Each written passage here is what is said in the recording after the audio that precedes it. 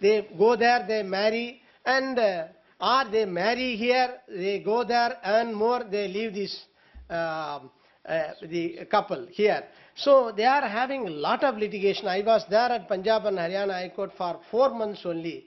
Everywhere I visited several cities, they are complaining that they need more family courts. So in those cases, my humble request is those cases can be referred to the mediation or conciliation. If both parties are the legal issues as well as the pros and cons are highlighted to these parties, they may agree for settlement. So finally, though I prepared a 15-page written speech, I am not going to refer all those things. In my experience as 12 years in the High Court and 3 months in the Supreme Court, my request is the Arbitration Act, certain provisions have to be added and amended, and at least certain aspects there must be some limitation, like section 100 in civil matters. You can't file a second appeal in all cases unless there is a substantial question of law. You can't file a, so easy for the High Court judges to say one word, there is no substantial question of law, second appeal dismissed. So like there is some restriction in the Act itself for invoking section 34.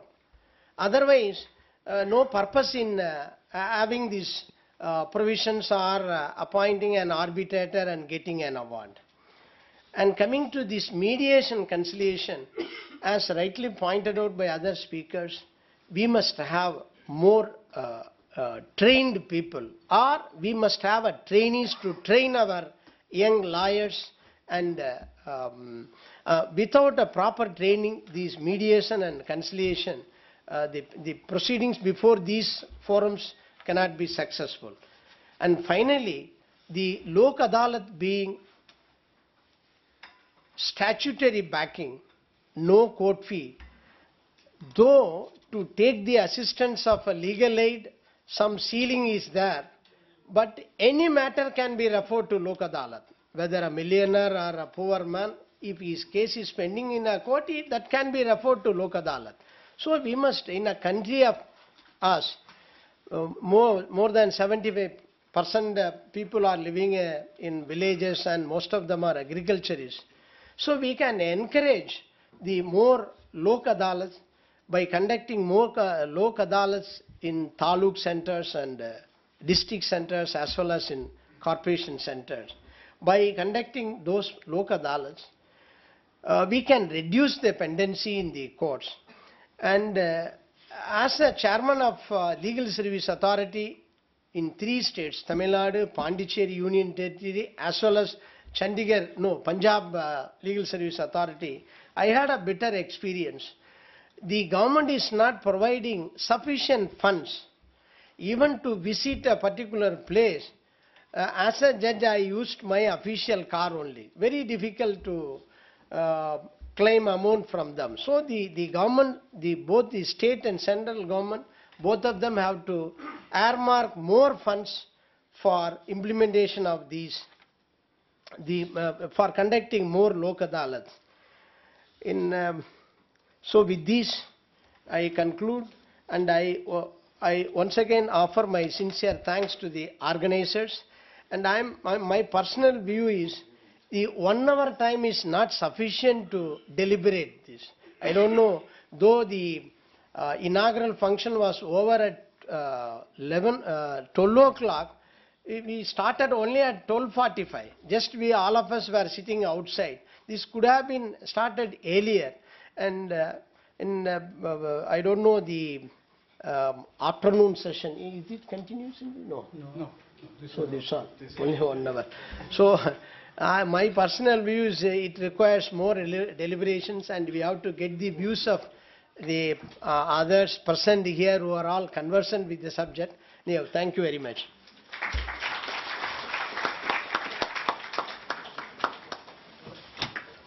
Thank you, my lord, for such an elaborate views. And my Lord, your observation is a dicta for everybody.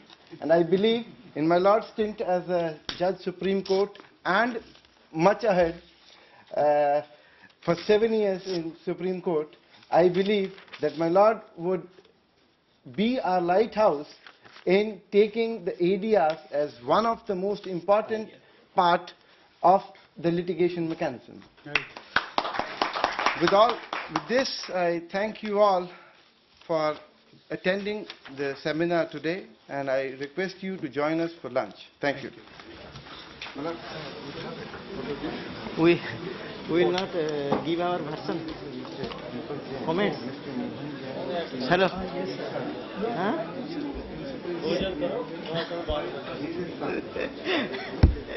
We want some view. Yeah. We are all from our villages. Hello. But easy to know the problem of IT. We want to put forth our views. I request the photographers to come, please.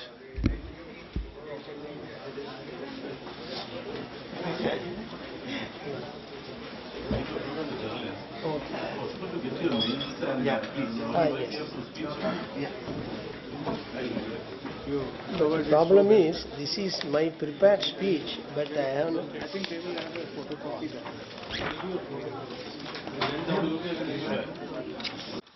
Now to start the session, I request my Lord Justice R.S. Rathore, Judge Rajasthan High Court, to kindly come on the dais. His Lordship will preside over the function. Now, I invite Mr. Satish Gupta, Director General, IME Law College, Sahibabad, to kindly come on the dais.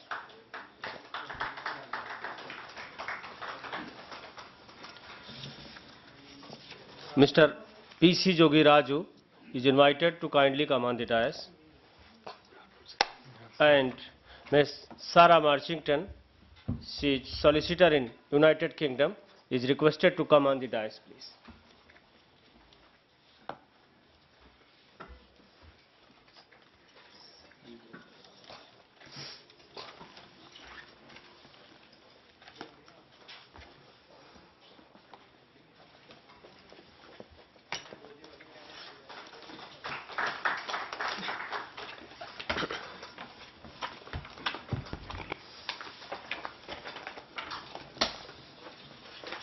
Now I request Mr. Satish Gupta, he is Director General of IME Law College, Sahibabad, to please come and address the gathering.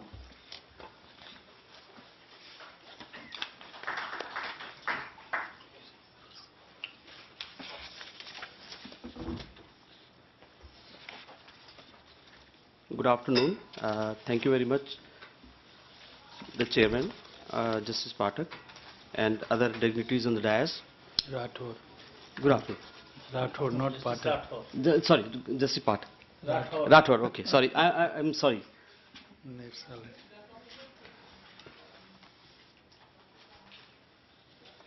I'm honored that I have been given this opportunity to address this special session on transforming higher education, national imperative, and the state responsibility. It's my privilege to share my thoughts with distinguished personalities here and the audience. I have taken up the views from various countries and the practices that they have done and try to find out what kind of difficulties they are facing in promoting higher education or how they are improving their standards. I'll try to be brief here. With the permission of the chair, I start my presentation. It's a national imperative that we join together to transform the Indian higher education system for the 21st century. It is a state responsibility to design the goals and strategies to accomplish that. The cost of doing nothing affects not only students, but also families, our states, our country, and our society. In this context, it is also important to consider following points drawn from the deliberations and experiences of European and other Western countries. As per the NSCL report, American higher education system no longer is the best in the world. Other countries outrank and outperform them. The cost of attending colleges has increased significantly. Even in India, it's going very high. And states have cut back their commitment to higher education in terms of grants. Many state and federal governments had not ensured that low-income students have access to higher education. Indian experience is also something similar. In India, the governments have not done well in providing options for students to pursue non-traditional post-secondary education such as vocational and technical education. Public policy does not well support or value these choices. Everyone thinks that we should go only for engineering or management or medical education, but everyone does not have access to that. Nationally, for every 100 primary graders who enter high school, only about 18 finish college. These results simply are not good enough. State legislators have not prioritized higher education in the public agenda or taken an active role in seeking reforms. Legislators are not exhibiting forward-thinking leadership on higher education policy. Rather than making long-term strategic policy decisions, higher education policy is based on a reaction to the latest crisis or policy fads. The Supreme Court of India has played an important role by interpreting in Unikrishnan versus State of Andhra Pradesh the right to education to be a fundamental right enshrined in Article 21. And the state need to explore cost-effective methods to expand access and find them fast for higher education. China is a case study under focus, which has doubled enrollment in higher education in a short period of time. Presently, 23% of all higher education enrollment in India are in distant education. This is as per the report compiled by the Distant Education Council, especially in open universities and 102 dual mode institutions. The state's target is that by 2010, 40% of all higher education participation in India should be through distance education. We have yet to see whether this is possible or not. In recent past, there have been encouraging private initiative in the higher education, especially in professional disciplines. Of the 977 engineering and technical colleges in India, 764, that is about 74%, are private. That's a commendable job on the private sector to promote the education. Likewise, out of 1028, out of 1349, that is about 76% medical and health science institutions are private. In India, different decision makers have a voice in higher education policy, which makes collaboration and coordination difficult.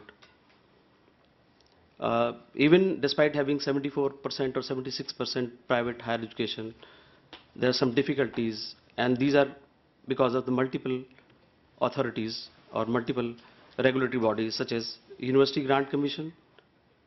There are professional council responsible for promotion and recognition, and some of the I have listed out is All India Council for Technical Education, Distant Education Council, Indian Council for Agriculture Research, Bar Council of India, National Council for Teacher Education, Rehabilitation Council of India, Medical Council of India, Pharmacy Council of India, Dentist Council of India, Central Council of Homeopathy. Besides that, we have central government for declaration of institution as deemed to be university on the recommendation of the UGC. Over and above that, we have state governments responsible for establishment of state universities and colleges. So I have tried to list out, these are about 12, 13 odd regulatory institution bodies which regulate higher education in India.